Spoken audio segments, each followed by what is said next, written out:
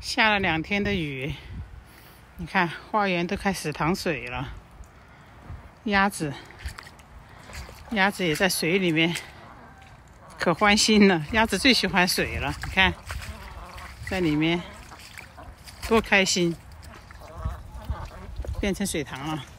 那我呢，也得穿上水靴，在花园里走了。丫丫，这么喜欢水呀？哎呀，真可爱！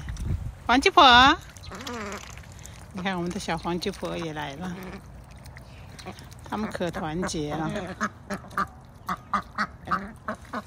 豆豆，这么多水，你又跑过来了。豆豆，小白不准过来了，过去。看，这个水也要1、2天才消得了。这不下雨就不下雨，一下雨就积水了。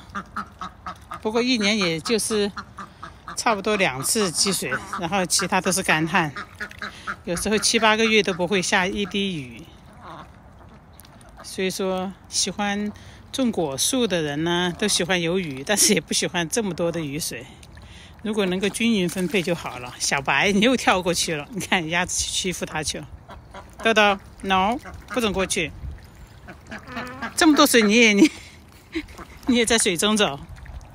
你看鸭子就是这样游的。丫丫，